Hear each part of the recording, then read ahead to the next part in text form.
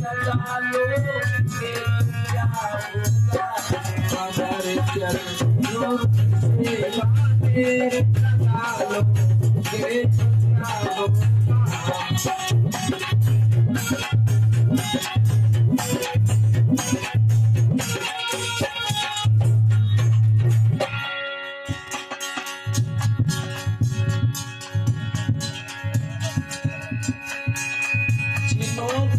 करुणा लिखो तुमने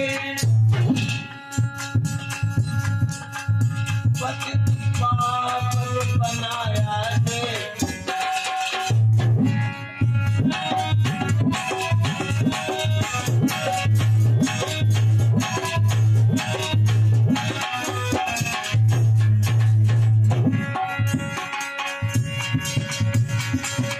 जिन्हों को करुणा लिखो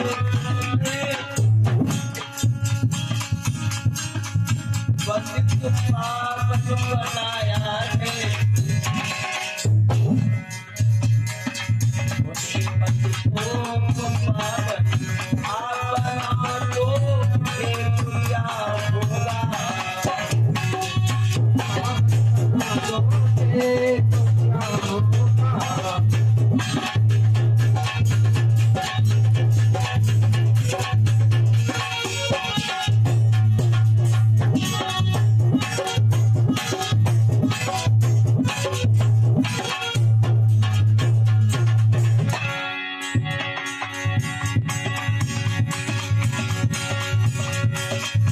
मेरे मालिक, मेरे बादशाह, मेरे आत्मा के परमात्मा,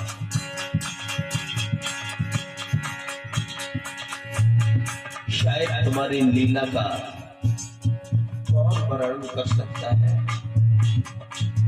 इधर भी तुम्हारी लीला है, उधर भी तुम्हारी माया है। तुम्हारा खेल ही निराला है, कौन इसका पार पा सके।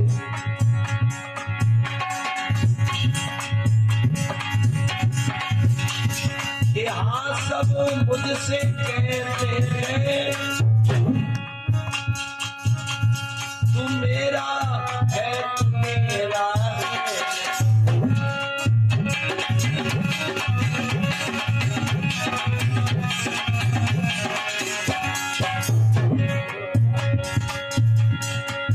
यहाँ सब मुझसे कहते हैं तू मेरा है, तू मेरा है। यहाँ सब मुझसे कहते हैं तू मेरा है, तू मेरा है।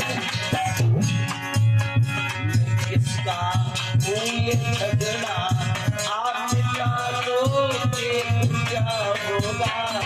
किसका ये झगड़ा मिटा दोगे तो क्या होगा।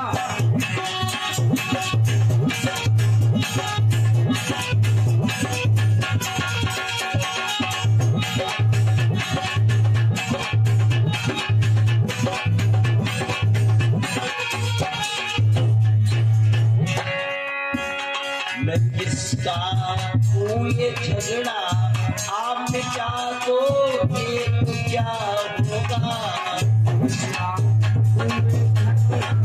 आप मिटा दो तो क्या होगा। मेरे मालिक, मेरे बादशाह, अजा मिले की दिया रुकड़िका प्रभु दया गंगा में रहते हैं।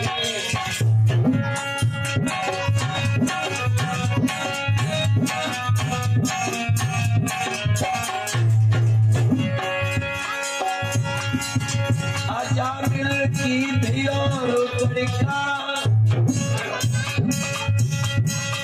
दया गंगा में रहते हैं।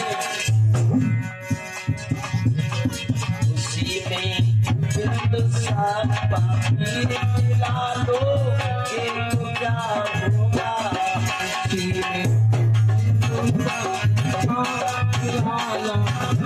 तो क्या होगा।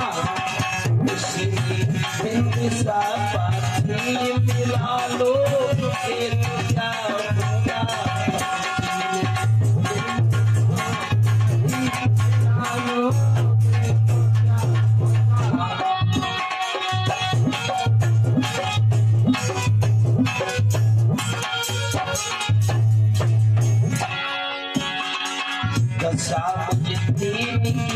भगवन संभालो ये तो क्या होगा।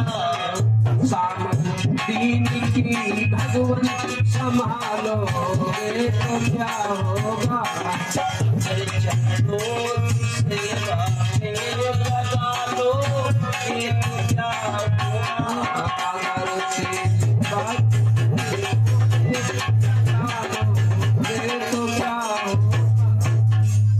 बोलिए कृष्ण कन्हैया लाल की, भागवत महाप्राण की जय हो। सच्चे दरबार की जय हो। देवी मैया की जय हो। पवन पुत्र हनुमान की जय हो। आज के आनंद की जय हो। कल के आनंद की जय हो।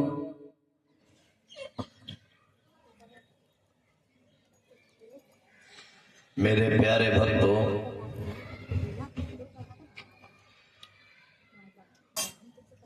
कहने के लिए तो खैर कोई बात भी नहीं है और ना कहने के लिए कोई कम भी नहीं है।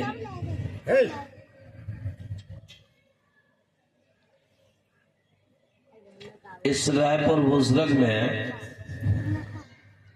मैंने देखा है कि अधिक से अधिक धार्मिक कार्यक्रम होते हैं।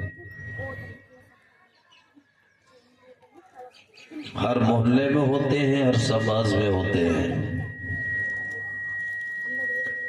अपनी खून पसीना की कमाई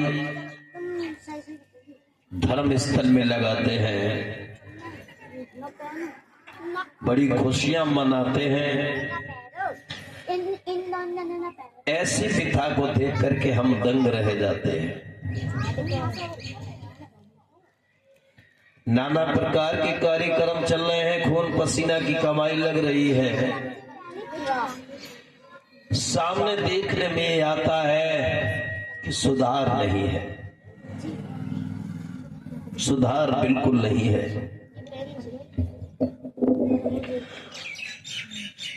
हर साल इस गांव में धर्म के कार्यक्रम होते हैं और धर्म का कार्यक्रम किस लिए होते हैं?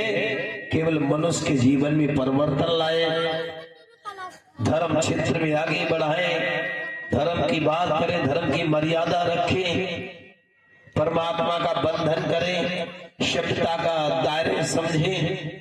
इसलिए धर्म के कार्य होते हैं। क्या ये धर्म है? क्या सत्ता है? क्या सत्ता की परिचय है? आज भगवान की पावन कथा को तीसरा दिवस है। शायद कोई बच्चे नहीं जो समझाने में उनके लिए से छोड़ा हो। अपने गांव की अपने आप ही व्यवस्था भर करेंगे तो तुम अपनी नहीं, किसी दूसरे की नहीं कर रहे हो, अपनी ही कर रहे हो। मेरे प्यारे भक्तों, किस बात का ये सुधार है, किस बात का ये सबूत है कि हर साल भगवान की पावन कथा का प्रसंग चलता है तो भक्तों में जरा भी सुधार नहीं है। इससे भी आपको कोई फर्क नहीं पड़ता है, क्योंकि जो भी हो रहा है उस परमात्मा की कृपा से हो रहा है, आगे भी होगा उसी ईश्वर की कृपा से होगा। और जो भी हो रहा है और हुआ था सब उस परमात्मा की कृपा से हुआ। बोलिए आनंद कंद भगवान की।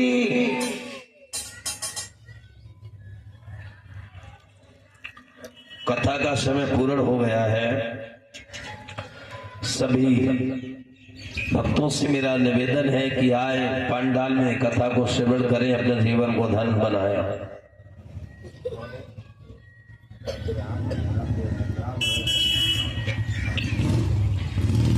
50 रुपया नंदराम और नंदराम के समधी दोनों भगवान की कथा में दान करते हैं। भगवान रक्षा करें, सुख शांति प्रदान करें।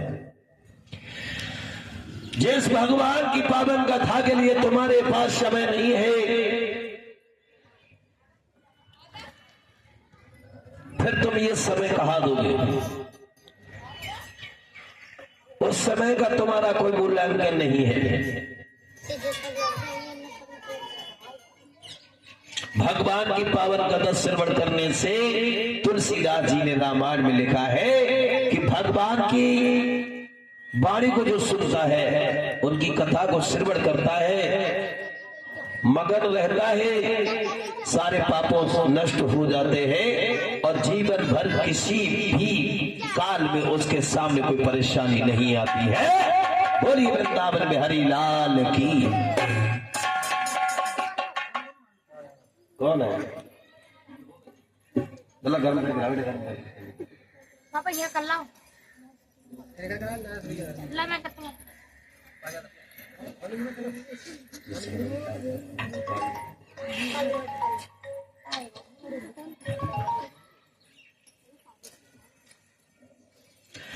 थोड़ी देर समय लगा रहे हैं माता पिता और बच्चों के बारे में।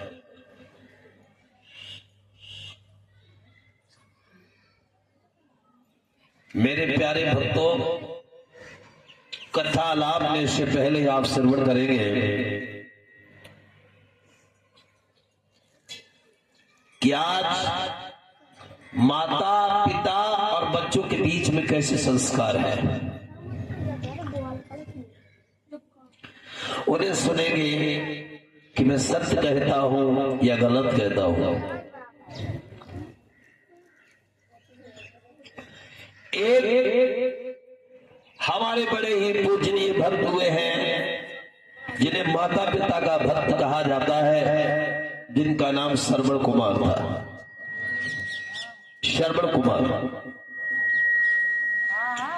वो श्रवण कुमार अपने माता पिता की सेवा करते थे। और माता पिता कैसे थे? अंधे, उन्हें कुछ दिखाई नहीं देता था। मेरे प्यारे भक्तों, उस श्रवण कुमार ने माता पिता के प्रति ऐसे शुभ कार्य किए जो आज वो हमारे मत में नहीं है। हम फिर भी उनका यशगान करते हैं, फिर भी उनका गुणगान करते हैं, क्योंकि उस भक्त ने ऐसे उत्तम कर्मों को किया। इस भारत देश में कर्म की पूजा बताई है। कर्म से पूजा होती है, जाति से नहीं। जिसने जैसा कर्म किया है वैसा उसको सम्मान मिला है। तो एक माँ बाप का भक्त हुआ जिसका नाम श्रवण कुमार था, वो भी उसके माता पिता अंधे थे। माता पिता कहते थे श्रवण कुमार, हाँ पिताजी कहिए क्या बात है, आज हमें गया धाम लेके चलना है। तो श्रवण कुमार ने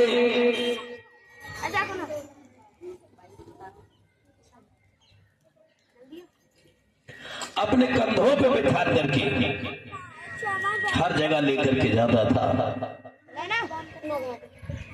वो सोचता था कि मैं अपने माता पिता का मही माध्यम हूं, मेरे सिवाय इनका कौन देखभाल करेगा। ऐसा सोच करके सारी मनोकामना उनकी पूरी करता था। लेकिन वो श्रवण कुमार महान कहलाया। आज श्रवण कुमार पैदा नहीं होते हैं। क्यों नहीं होते हैं? क्या कारण है? ये 80-80 साल के बुढ़े हो गए, 50-50 साल के ये बुढ़े हो गए, इनकी औलाद जवान हो गई और सामने पगुआ सूत रहे हैं, बहू से आज की कर रहे हैं। कहां से तुम्हारे श्रवण कुमार पैदा होंगे? कहां तुम्हारे भक्त प्रहलाद पैदा होंगे? बच्चों का भविष्य बनाना ये माता पिता के हाथ में होता है। माता निर्माता भव। बच्चे जवान है और आज भी तुम अपने अंदर मोड़ ही नहीं लगा रहे हो, दारू पी रहे हो, मांस मदिरा का सेवन कर रहे हो, आज की आशिकी के चक्कर में पड़ करके लहरा रहे हो।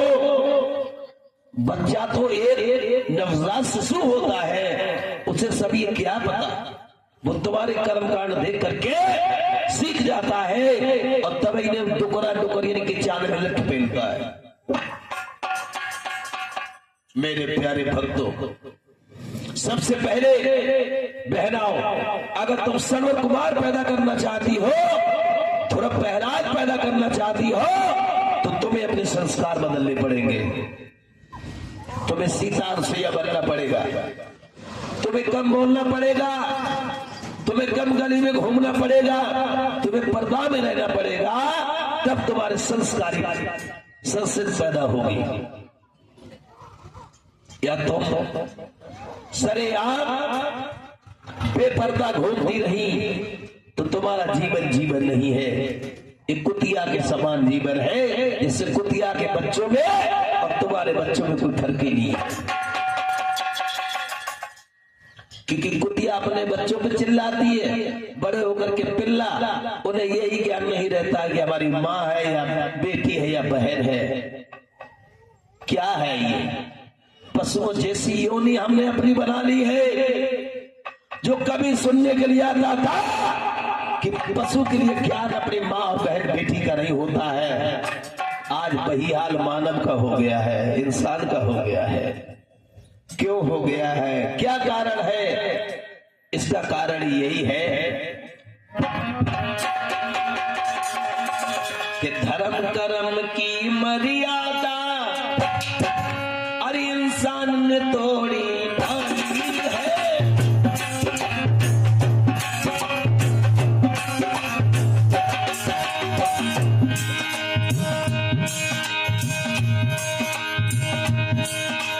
धर्म कर्म की मर्यादा इंसान ने तोड़ी ढाली है। सुख की भूले जा फुलबारी भांदेगा मिठाइए डाली है।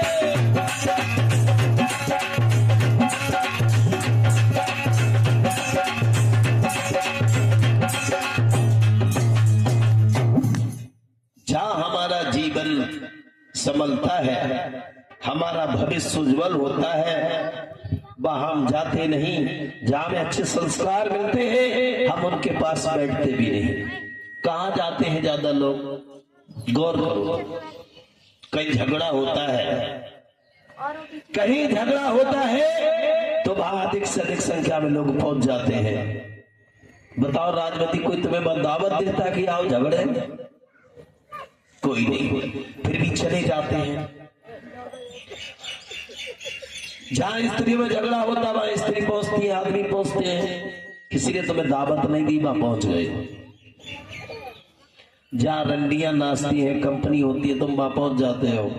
वहां तुम्हारी कोई व्यवस्था भी बैठने के लिए नहीं है, खड़े रहो तो ना खड़े रहो तो, लेकिन वहां जरूर जाओगे। वहां तुम्हारा कोई सम्मान भी नहीं है, वहां जरूर जाओगे तुम। और मुझे कहने में थोड़ी शर्म लगती है, शर्म। जहां तुम्हारा सत्यानाश होने जा रहा है, तुम वहां जरूर जाओगे। भाइयों, तुम भी सुन लो, हमारे देश की मर्यादा भंग क्यों होती चली जा रही है? दूध कितने रुपए मिलता है लीटर? 40 रुपए, 50, 60 रुपए, 1 किलो होता होगा शायद उसमें। और शराब 200 ग्राम होते हैं। 80 रुपए में, 100 रुपए में 200 ग्राम पौआ का मिलता है शराब का। मेरे प्यारे भक्तों, तुम वहां जाते हो, ठेका पर लाइन लगाते हो, लाइन से बेलैन हो गए तो तुम डंडा खाते हो और उसे पी करके मस्त हो जाते हो। वही दारू का नशा तुम्हारे बच्चों के सामने घूम रहा है, वही तुम्हारी स्त्रियों के सामने घूम रहा है, तुम्हारी बुद्धि को पागल कर रहा है। इस अवस्था में तुम्हारी संतान के लक्ष्य क्या होंगे? क्या वो महात्मा बनेंगे?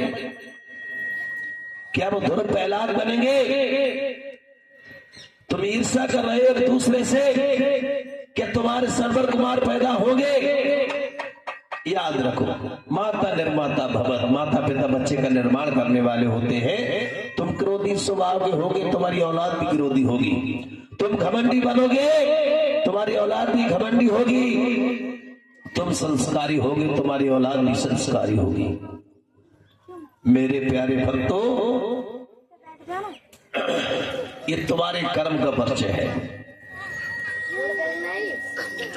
तुलसीदास जी रामायण में कहते हैं, कर्तव्य भोग जैसा करता है वैसा उसको फल देता है। भगवान बोलिए आनंद कंद भगवान की। आज भगवान की पावन कथा का प्रसंग शाम ही बता दिया गया था कि सत्यभान और सावित्री की कथा सुनाई गई। ये कथा धर्म से बहुत ही महत्वपूर्ण है।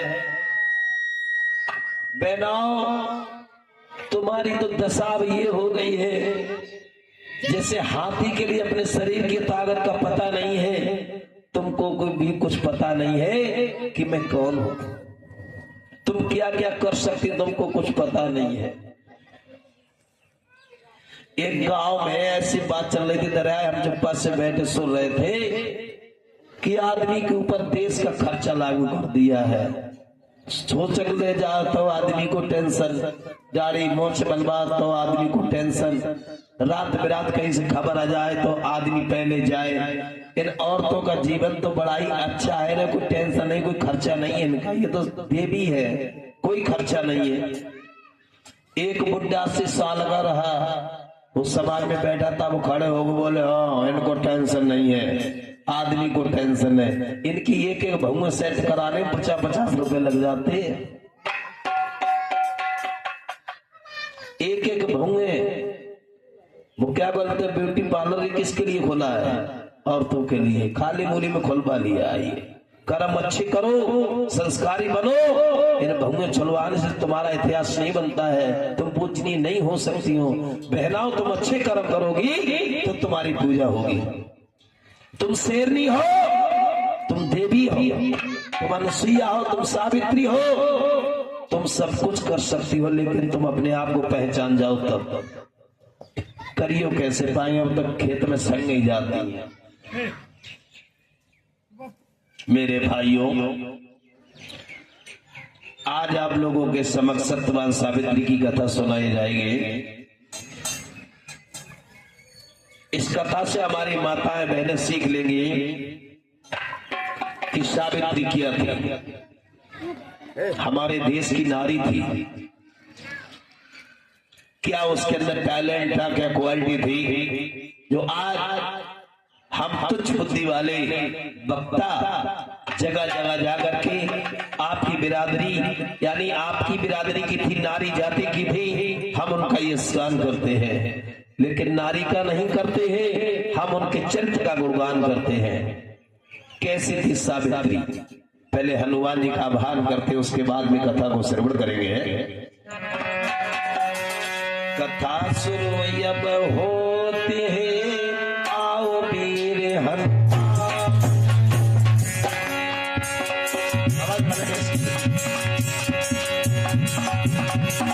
आकर आसन लीजिए, कृपा सिंधु रघुनाथ।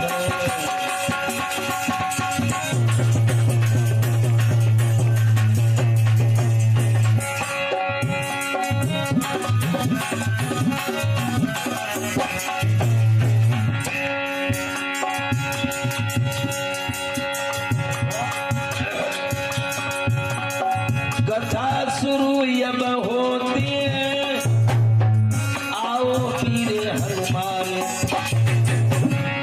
आकर आसन लीजिए, कृपा सिंधु रघुनाथ।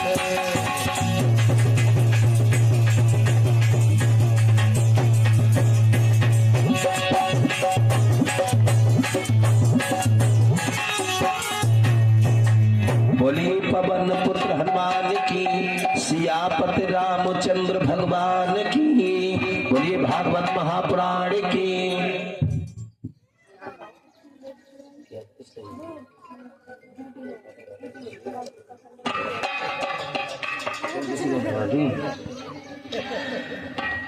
आज ही तीसरा दिवस है।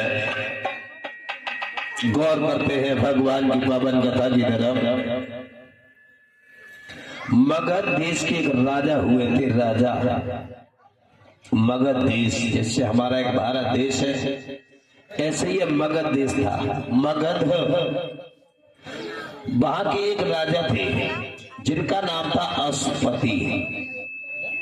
ये अश्वपति जो राजा था ये बहुत अच्छा था।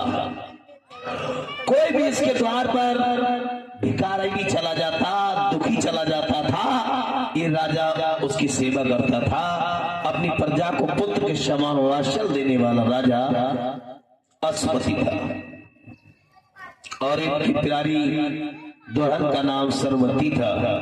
पत्नी दोनों घर में बड़े प्यार से रहते थे। एक समय का जिक्र है जब धीरे धीरे सावित्री सियानी होने लगी है तो माता पिता के लिए अधिक चिंता होने लगती है। सरवती अपने पिया अश्वपति से कहती है, महाराज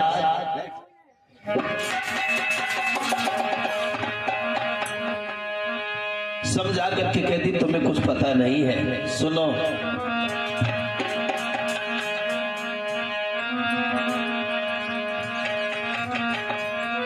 आर कांटो साले झल बिरिया को गोद में सले सौत कोला।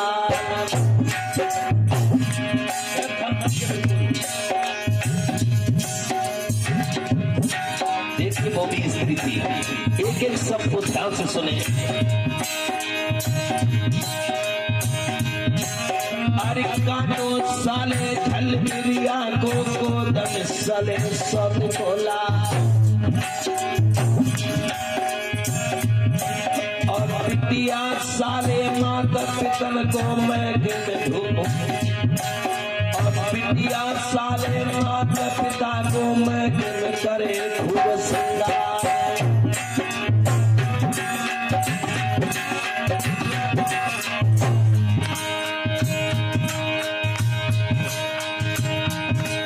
और पिटिया साले माता पिता को मैं गिन घूम करे सिंगार। और स्वामी सुदा में के में घूमे ही कदर लचे मोछ के बाद। और सुंदर घर बर पिया तलाशो पिटिया की खमरिया दे मोटा।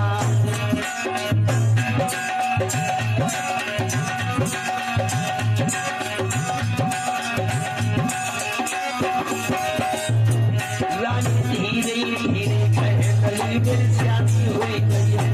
रानी धीरे धीरे कहे गली में श्यामी हुई है।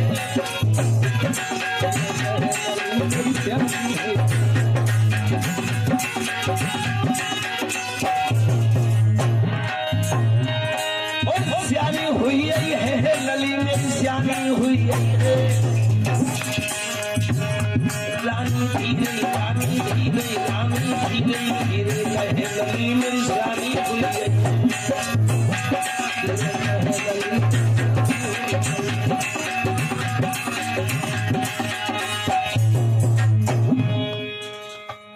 सरवती कहने लगी है, महाराज अश्वपति से कहने लगी है, अगर लड़की जवान हो जाए, पीहर में श्रृंगार करने लगे, समझ लो तुम्हारी मौज कटने वाली है।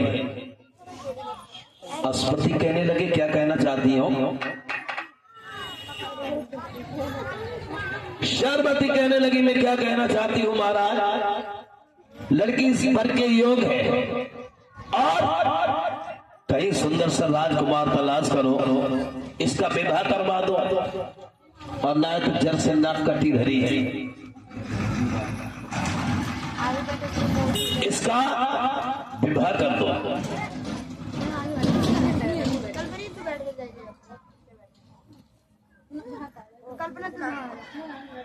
उसी समय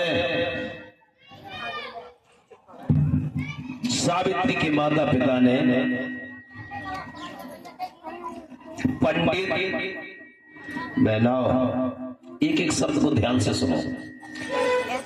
मेरे प्यारे भक्तों, महाराज अश्वपति ने पंडित के लिए बुलाया और नाई के लिए, और कहा कि हमारे भारत देश में तुम्हें क्या करना है। अरे चांद से तुम फैलो जाए। पंडित नाई, भारत देश के चारों कोने पे फैल जाओ तुम, और क्या करना है।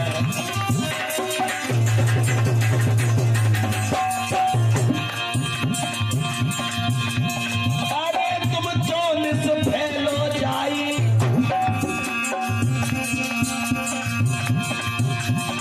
सुंदर घर वर ले निहारी।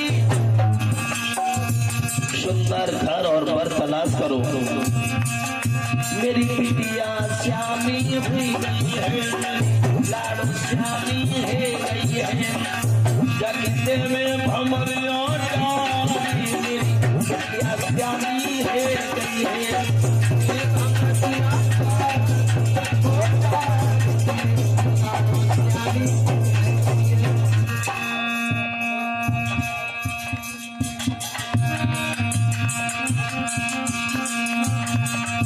मनोज सागर दिलाकर आए गए हैं धीरे धीरे।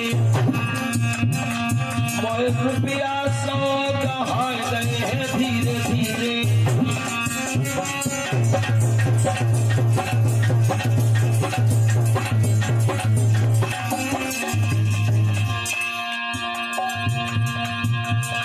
चमन सीन की अब बरनी है, पूरी बात हमें कहनी है। रुपया 50 कहाए गए हैं धीरे धीरे, और जीवन धन बनाए गए हैं धीरे धीरे।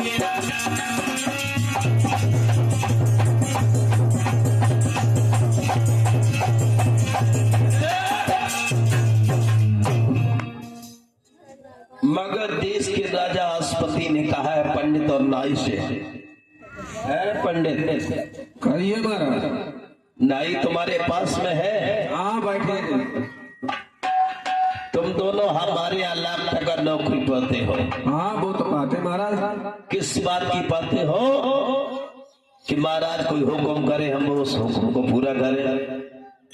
आज अश्वपति कहने लगे, पंडित नाई सुन रहे हो? हाँ सुनना है महाराज, कहिए क्या सूचना है। मेरी एक आज्ञा उसको मैं पालन करना पड़ेगी। करेंगे महाराज। इस भारत हिंदुस्तान में चारों दिशाओं में तुम फैल जाओ। फैल जाए? ऐसे कहते फैल जाएंगे, जा सकते हैं। चले जाओ घूमने के लिए। हाँ घूमने चले जाए। लेकिन पूरी बात सुनो। सुनाई महाराज। तुम्हें क्या करना है? क्या करना है? सुंदर घर, अच्छा वर। अच्छा। सुंदर घर, अच्छा वर। हमारी लड़की के लिए तलाश करो जिससे सावित्री का विवाह उसी के साथ हो जाए, और गुणों में निपुण होना चाहिए, संस्कारी होना चाहिए, कोई जुआरी शराबी नहीं होना चाहिए जो आजकल के 150 ग्राम पिरान है उनमें, या 10 ग्राम को पगुआ झेल रहे हैं। सब पी के ले इधर फड़फड़ाने, लेकिन ले चलो कहाँ ले चले हो, कचला ले चले हो कहीं खेती व्यवस्था। अच्छा लड़का रूपवान गुणवान होना चाहिए, धनवान होना चाहिए, जिससे मेरी सावित्री का जीवन निर्वाह हो सके। अच्छे माँ बाप आज भी अगर अपनी लड़की के लिए वर तलाश करेंगे तो सुंदर ही करेंगे। लेकिन अब मैं तारीख चलते कहां तरह यार, ये होशियार हुए तो अपने मन में होंगे तो कोने में धरे जाते हैं। महाराज पहले स्वयंवर होते तो का बना हुई, 1.5 फुटिया तो लल्ला पैदा होते हैं, तो पहले ही उनकी आ जाती है रिक्वेस्ट, क्या जब तक हम लड़की को तीख नहीं लेंगे तब तक हम विवाह नहीं करेंगे। उल्लू कह रहा है उल्लू, क्योंकि माँ बाप के प्रति से संदेह पैदा हो गया। कोई माँ बाप अपनी औलाद के बारे में गलत सोचेगी क्या? लेकिन नहीं, लड़के कह देते हैं कि हम स्वयं लड़की को देखेंगे तब विवाह करेंगे।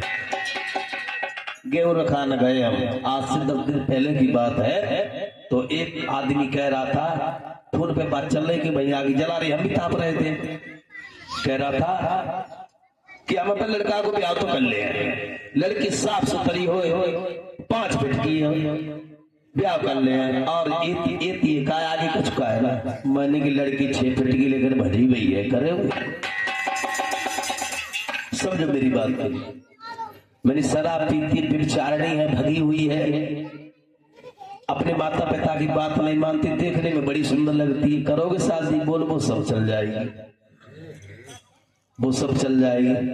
जिन्होंने सुन नहीं पाया जिन क्या है, अब हमें तो नहीं कह सकते इस बात के लिए।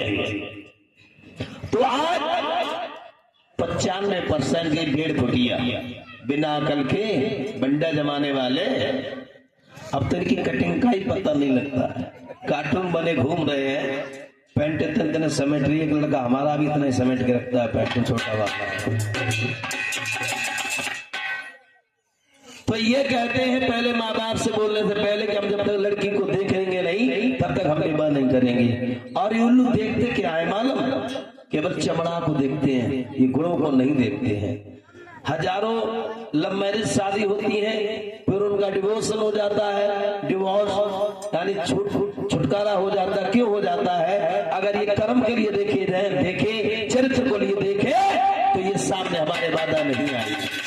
लेकिन क्या देखते हैं कि लड़की को सुंदर होना चाहिए, लेकिन उनके गुणों के बारे में पता नहीं करते हैं। और मैं भी आप लोगों से पूछना चाहता हूं कि लड़का लड़की के अंदर क्या देखना चाहिए और कैसे तुम देख सकते हो?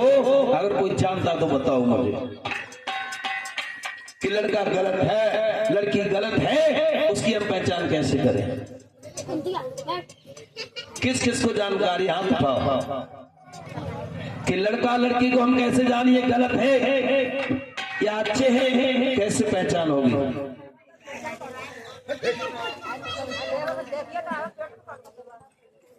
बताओ अम्मा जीवाराम की। जब तुम अपने लड़का के लिए लड़की देखने जाओ तो कैसे क्या देखोगी उसमें? लड़का लड़की की जांच कैसे करोगी, अच्छा है या बुरा है? कुछ तो बोलो सिपाल ठाकुर साहब, तुम कुछ बोलो। कहा को हमारो करेजे छोड़ लगे बिना धार की चक्कू से। नहीं पता है, केवल क्या पता है, कोई आ जावे नहीं जी साहब हमारी बिरादरी के, क्या पता है जी हमारे अंदर, बस इतना ही ज्ञान है। कहा अब रोटी खाया है, यही बात है। कहा कि ये क्यों कर ले, ये कोई नहीं पूछता कि भैया कैसे कर्म करना चाहिए, कैसे समाज में रहना चाहिए। खाली क्या एक दूसरे से गाल फुला करके अपनी तेरी में घर बैठे हैं। अब सास तो बहू से ना बोलते, बहू सास से ना बोलते, बाप बेटे में लड़ाई है, कोई किसी से बोलता ही नहीं है। लड़का और लड़की की हमें जांच कैसी करनी चाहिए कि अच्छे हैं ये खराब? नन्नी तुम्हें पता है बेटा, तुम अपने भमनेश की शादी करोगी, तुम्हें कह रहे हैं अपने हमारे शरीर में ही चैन ना आया, क्या करें बताओ? कैसे पता चलेगा हमें? कोई नहीं बताएगा। केवल तुम लोगों ने ज्ञान नहीं पढ़ा, नहीं सीखा है, तुमने केवल बिरादरी सीखी है, तुमने केवल ईर्ष्या सीखी है, तुमने बैर को सीखा है, तुमने चरित्र के लिए नहीं सीखा है, तुमने ज्ञान को नहीं सीखा है, इसलिए तुम्हें कुछ जानकारी नहीं है। तो वो कह रहे थे कि लड़की साफ सुथरी होनी चाहिए। मैं कहता हूं कि लड़की साफ सुथरी हो, भगी भाई चरित्रहीनों की शादी करोगे आप? अपने लड़के करोगे? बोल क्यों ना रहे रवि, तुम्हें नहीं करना? अपने लड़के ने भी रड़ुआ रखे हुए, क्यों? साफ सुथरी लड़की होगी। लड़का और लड़की की हमें पहचान करनी है कि लड़की अच्छी है या खराब, कैसे करेंगे? देखो मैं पहचान बता देता हूं, लेकिन क्षमा करना। चटक चले मटक इठलावे, फिर का छिनारे बा ढोलक बजावे। मैंने थोड़े में बता दिया, आगे और कुछ नहीं कहूंगा, इतने में समझ लो। चटक चले मटक इठलावे, फिर का छिनारे बा ढोलक बजावे। समझने वाले समझ गए होंगे। और लड़के की कैसे पहचान करेंगे? प्रेम से आए के हाथ जोड़ेगो और सबके सामने नमस्ते ठोकेगो। बड़े मिर्गे प्रेम से पैर और हो जाए छोटी मोटी गलती दाब के पेट में रखेगो। ऐसो सुशील स्वभाव को लड़का जानो और बाई को बड़ भागी पहचानो। जिसके अंदर नम्रता है, एक दूसरे का सम्मान करता है, बड़े के साथ कैसे क्या शुरू करना चाहिए, बड़ा है तो बड़े के पैर छूता है, नमस्कार करता है, और कहीं झगड़ा होता तो कहता है भैया शांत हो जाओ, झगड़े में कुछ नहीं है। ऐसा लड़का संस्कारी है।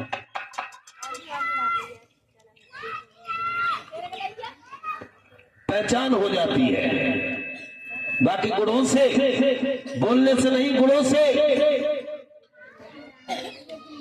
गुण उसके अंदर नाना प्रकार के उत्पन्न। गुण ही क्या है? माँ को माँ कहता हो, भाई को भाई कहता हो, और समाज में एक दूसरे के साथ सत्ता से रहता हो। ऐसा ही गुणवान लड़का है और बे नहीं है। अब तो कटिंग में तीर लग रहे हैं, तीर कटिंग ये करा लें, इतने इतने बाल हैं, किसी के ठोड़ी पे रखे हैं। फैशन डिमांड हो गई, फैशन डिमांड। लड़का लड़कियों को केवल एक ही बोध रह गया है कि लड़की सुंदर होनी चाहिए, और लड़कियों की क्या डिमांड है? तो कह देती अम्मा हम तो देख के करेंगे। क्या देख लिया ऐसा? अरे भाई जब नए नए हम तुमसे मिलेंगे, जब बेशक हम शराब पीते हैं, गाली देते हैं, और जब हम एक बार तुमसे मिलेंगे तो हम तुम्हें गाली देंगे। पहली पहली मुलाकात में हर कोई प्यार से बोलता है, और जब ज्यादा दिन हो जाते हैं, पास रहते, तो उनका असली चेहरा उनके सामने आ जाता है। इसलिए छानबीन करो। कैसे करोगे? अब तो पड़ोसी भी तो गद्दार है, करोगे क्या? जब कहेगी घर को पड़ोसी, जब तक गांव का भेदी नहीं होगा तब तक लंका का दहन नहीं होगा। अब पड़ोसियों से अगर तुमने पूछा कि लड़का कैसा है, तो वो पड़ोसी को पियाता है शराब। पड़ोसियों तो सरप्पा है। तो नहीं बब्बा हमारे गाँव शादी वाले आ जा, रवि बोले तो देखो दबा ली। कैसी बात करते? अब रवि की आज देखन वारे तो दरिया तो तुम जान तो सरप्पा नंबर बन गए हैं। पहले कहने अरे भैया लड़का जो है रवि जैसे कोई है ही नहीं, क्योंकि हम बड़ा संजय को मिलेगो। लेकिन नहीं, एक दूसरे का सारा लड़का लड़की देखने में मत लो। अगर तुम्हारे अंदर दिमाग और बुद्धि है तो उनके चरित्र के लिए, उनके संस्कारों को तुम पहचान कर सकते हो। अगर तुम संस्कारी हो तो, और तुम नहीं हो तो मालूम क्या है? फिर क्या होगा? अरे भैंसा बदिया कोरे हर ताकि कुली दे नरक मजा। और जब चौमास का महीना लगता है तो क्या होता है? चौमास के महीने में सब जो एक एक सबके लिए भैंसा बदिया कोरे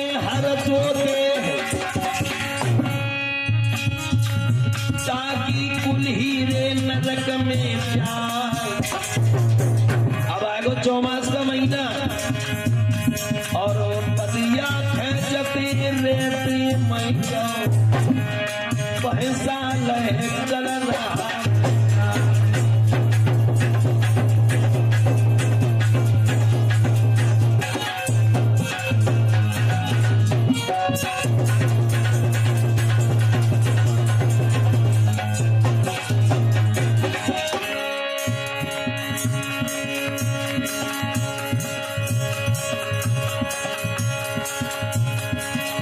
विचार मिले जब नर नारी के, कहे तो भरले सुरग हुई जा।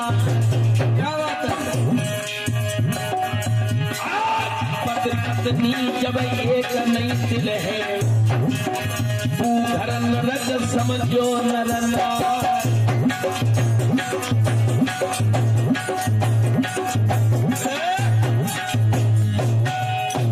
संस्कारों की हमें पता चल जाता है। कहने लगे हैं उसी समय अस्पति की चले जाओ पंडित नाई।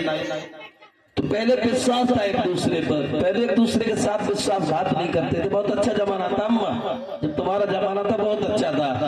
अब तो किसी का विश्वास ही नहीं है किसी के ऊपर। छलिया जमाना हो गया है, और ऐसे छलिया जमाने में कहाँ किसकी कदर होती है? कदर होती है क्या? नहीं होती है, क्योंकि एक दूसरे से घिसे आ रहे हैं। लड़का बहू आपस में बेउतरेम से नहीं रहे, छलिया हो गया जमाना, कोई किसी पर विश्वास नहीं कर रहा है। पहले बहुत बड़ा विश्वास था। अब ब्राह्मण से कहा है अस्पति ने नाई पंडित से कि जाओ मेरी सावित्री के लिए ऐसा वर तलाश करो जो रूपवान हो, गुणवान हो, धनवान हो, सम्मान करने वाला हो। राम राम। कहाँ है तुम? तो नेक ही तो चल रही फल रहा है। 100 रुपया नत्थू लाल लिसी गांव के रहने वाले हैं और भगवान की कथा में 100 मुद्रिकाओं का दान करते हैं। प्रभु रक्षा करे, सुख शांति प्रदान करे। भाई नत्थू लाल, जब अपने ही नहीं आएंगे ज्यादा तो गैरों से हम क्या कह सकते हैं? अब हमारी नजर में तो कोई गैर है ही नहीं। तुम बहुत लेट आए हो आज। मेरे प्यारे भक्तों, पंडित नाई से कहा है अस्पतिनी के जाओ, ऐसा लड़का होना चाहिए वो तीनों लोकों में उसका यश फैला हो, चर्चा होती हो। पंडित नाई चले, चारों दिशाओं में फैल गए, पूर्व पश्चिम उत्तर दक्षिण।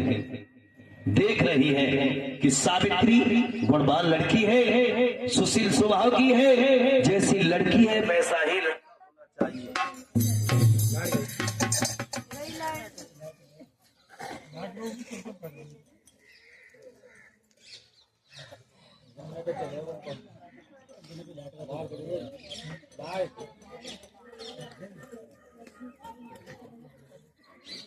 होना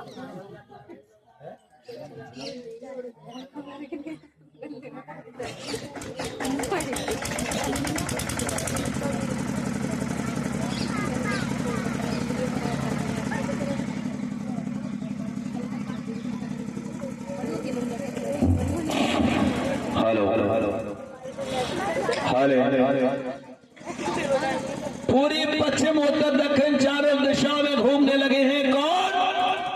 पंडित नाई दोनों। क्या देख रहे हैं? कहीं अच्छा घर मिल जाता है, पैसे वाला घर होता है तो वह लड़का सही नहीं है, तो गंजड़ी भंगड़ी मिलता है।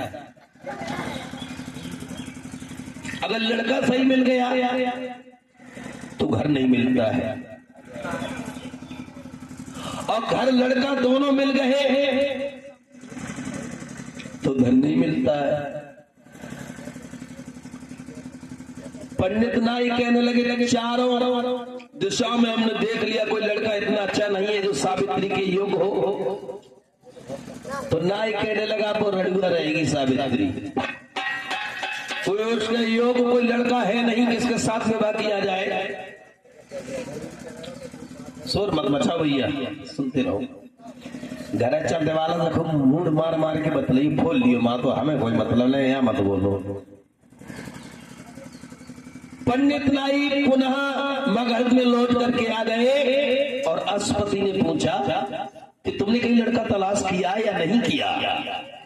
तो पंडित नाई दोनों कहने लगे हैं महाराज कि चारों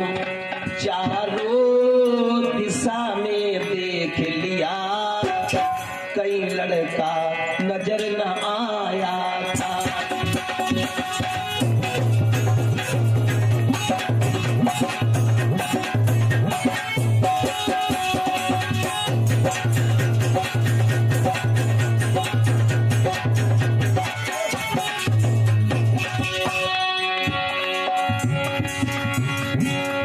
पंडित नाई कहने लगे हैं महाराज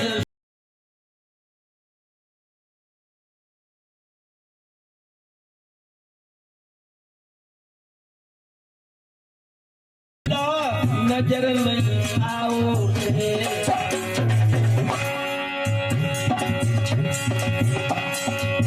हम ढूंढी ढूंढी हैरान भइए, मैंने तुमको सच बताओ।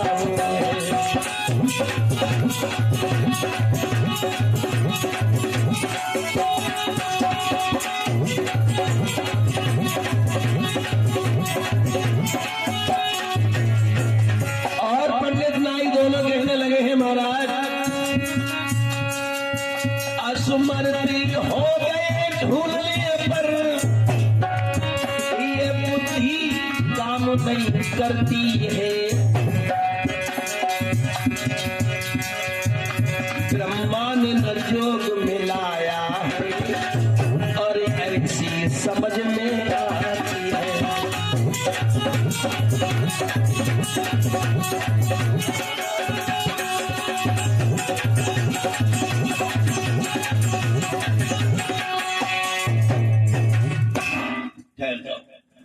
क्या कह रहे हो? अस्पति ने पूछा क्या कह रहे हो? पंडित नाई दोनों हाथ जोड़ के कहने लगे हैं, मुझे ये लगता है कि ब्रह्मा ने तुम्हारी लड़की का योग वर नहीं चुना है। मुझे तो ये लगता है कि इसका योग है नहीं, जोग है नहीं जो इसका विवाह हो। अस्पति कहने लगे तो क्या हमारी बेटी कुमारी रहेगी? समय यूं ही गुजरता चला गया। मेरे प्यारे भक्तों, अब तो दिन ही दिन महाराज को बड़ी चिंता होती जाती है, बहुत परेशान है। सरवती उसी समय पास आती है और अपने साजन का हाथ पकड़ के कहने लगी है, महाराज तुम क्यों उदास हो, क्या बात है? अस्पति कहने लगे हैं, रानी साहबा। हाँ महाराज। पंडित नाई को मैंने चारों दिशा में भेजा था। ये देखो क्या कह रहे हैं कि तुम्हारी लड़की के योग कोई बड़े नहीं है, तो मुझे लगता है कि हमारी बेटी कुमारी रहेगी और हमारी लाज कैसे बचेगी? किसी ऐरा खैरा के घर में हम लड़की को नहीं दे सकते हैं। सरवती कहने लगी है, पिया एक बात बोलो। महाराज अस्पति कहने लगे, हाँ कहो, क्या कहना चाहती हो? तो आज सरवती देखिए अपने प्रीतम का हाथ पकड़ के कैसे समझाती है। पहले की औरतों में बड़ी सलाही, कोई बात हुआ करती थी तो पति पत्नी दोनों सलाह करके उस समस्या का समाधान करते थे प्रेम से। और आज प्रेम का दरोवर महीना महीना भर हो जाता है, एक दूसरे से बोला चाली नहीं है, दुश्मन लगते हैं एक दूसरे के लिए। क्यों शादी की? अहंकार में जी रहे हैं। घर घर में मैंने ऐसा देखा है, बाजी बाजी घर में 10 साल हुई आती बोला चाली नहीं होती है। एक आदमी मेरे गांव में है तो उनसे कम से कम 3 साल हुई बोला चाली नहीं। हम एक बार उनके घर गए तो वो रसोई में मिर्चे खोतर रहे थे, दाल बना रहे थे। तो मैंने मजाकन में कह दिया, चाचा लगते थे, मैंने चाची क्या बना रही हूँ? तो बोले लला दाल बनाएंगे। मैंने की चिच्चा कहाँ गए हैं? बहुत सी ऐसी बात है। तो मैंने कहा गई है चाची? तो बोले लला 3 साल हो गए बोले चाली नहीं है। मैंने मरे रह जाए चूल्हे में। क्या है ये? क्या उस घर में सुख शांति होगी जहां पति पत्नी का एक दिल नहीं है, एक विचार नहीं है? उस घर में कभी सुख शांति हो ही नहीं सकती है। आज सरवती ने अपने प्रीतम का हाथ पकड़ा है। अस्पति का कहने लगे, महाराज सुनो, गजधन गौधन बाज धन और रतन धन खाना,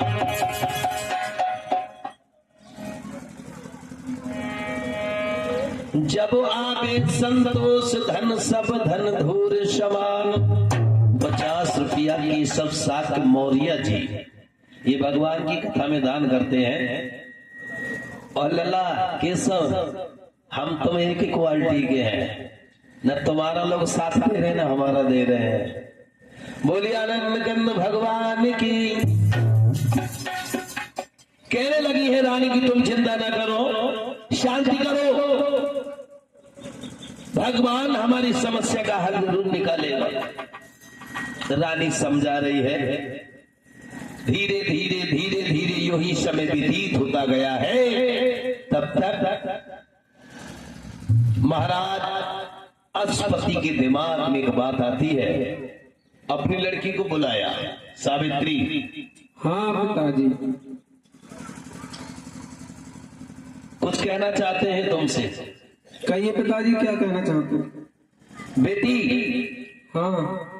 वैसे हमारे शान के खिलाफ है, हमारे उसूलों के खिलाफ है, फिर भी मैं कहना चाहता हूँ तुमसे। क्या कहना चाहते हैं पिताजी? सुन बेटी, सुनाइए। मैंने तेरे बर के लिए नाई और पंडित के लिए भेगा, तेरे योग कहीं मुझे बर नहीं मिला। अब मैं तुझसे क्या कहना चाहता हूँ, सुन। सुनाइए कि मेरी प्यारी सावित्री बिटिया, अश्वती ने कहा कि मेरी प्यारी सावित्री बिटिया, पर आप तलाश मेरी प्यारी बिटिया सावित्री।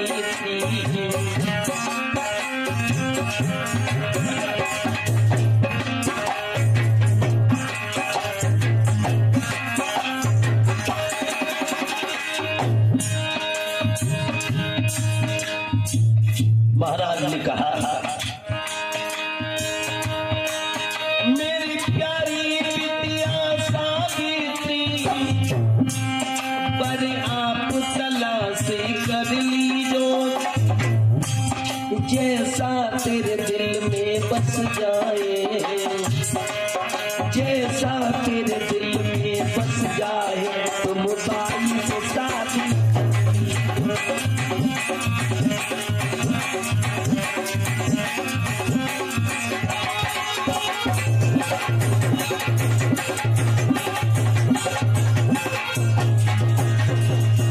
जैसा दिल में तेरे बस जाए, तुम बाई से शादी कर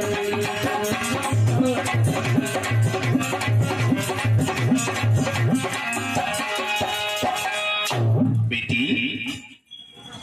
दोनों हाथ जोड़ के कहने लगी सावित्री, पिताजी क्या कह रहे हो? अरे तुम्हारा अभ्यास पूरे संसार में फैल जाएगा कि उनकी लड़की पदचलन है जो अपने पिता से ऊपर होकर के अपने पर को तलाश करने के लिए गई है। तुम्हारा यह अभ्यास हो जाएगा। कहने लगी बेटी, मैं मजबूर हो गया, मैंने हर जगह तलाश किया, तुम्हारे योग ऊपर नहीं मिला है, इसलिए ये राजा अश्वती तुम्हें आदेश करता है तुम स्वयं जाकर के अपने मनपसंद वर को चुनो, जैसा तुम्हारे दिल में आए वैसा करो। ये बात तुम्हारा तुम्हें आज्ञा देता है। सावित्री कहने लगी पिताजी, मुझे आज्ञा दे रहे हो तो सुनो।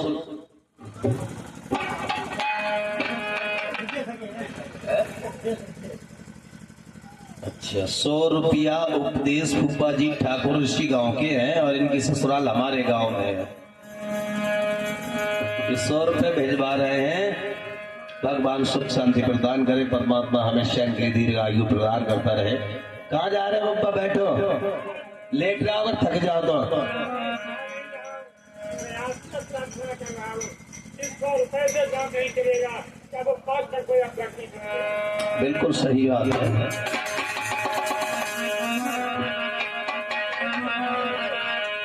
सावित्री कहने लगी है उसी समय, पिताजी बबुला मत तेरी लगाइयो, जल्दी से सज भइयो।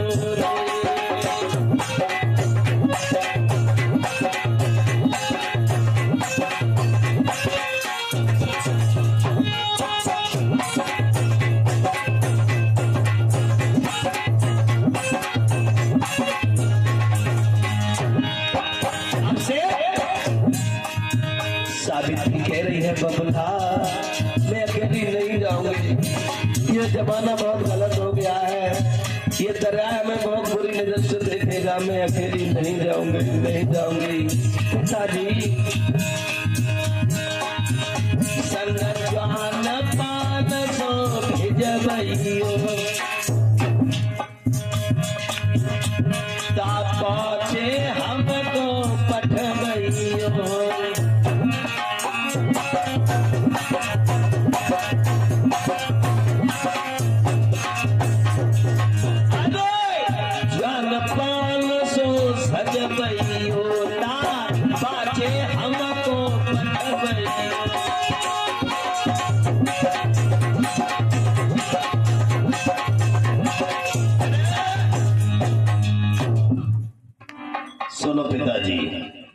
हम जाने के लिए तैयार हैं।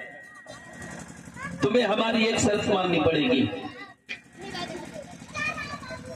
जिस रथ में 10-10 घोड़ा लगे उस रथ को सजवाओ, 500 जवान हमारे साथ करो, तब हम देखने के लिए अपने बर की तलाश के लिए निकलेंगे।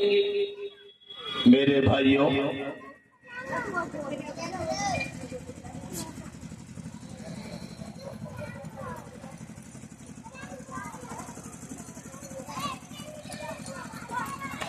श्री सुखदेव जी समझा रहे हैं, हे राजा परीक्षित, सावित्री ने कहा कि पिताजी बिना जवानों को लेकर के हम नहीं जाएंगे।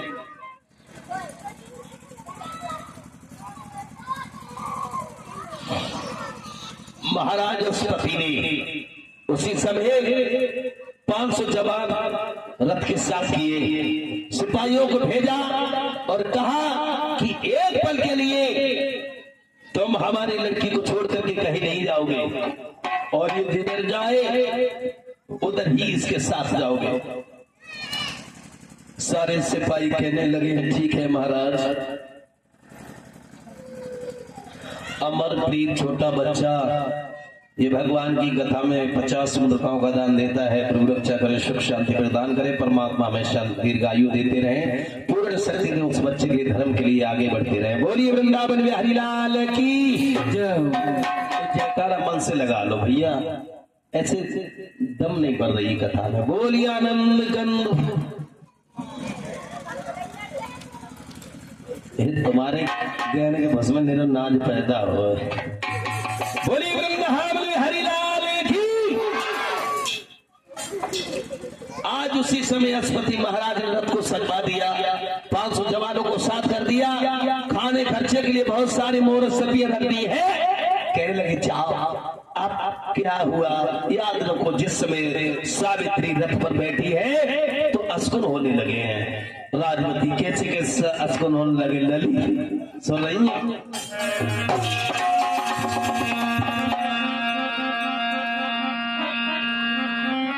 जाने धारों पे लली पे पाँव, हाथ से बल्ली छूटी, अरे रथ पे बैठी न पाई, लगी रथ की टूटी।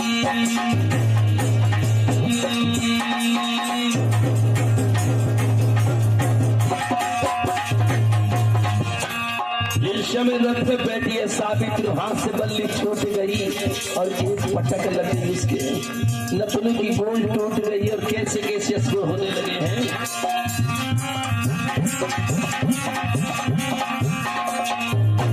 बेटा पिपन, जल धारों पे जली पे पाओ, हाथ से बल्ली छूटी,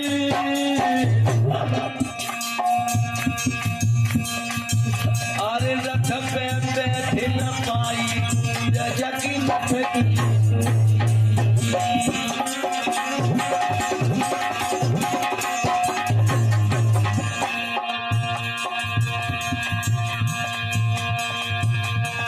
अरे जाको रथ अनारी ललकत जाए, जग मकान के कमूरा झुके का गयू पर मढ़ला।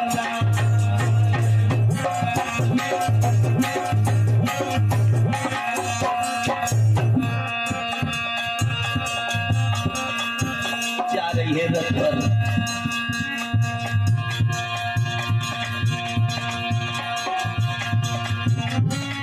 कदम कदम पे छींक होती है भारी, सियर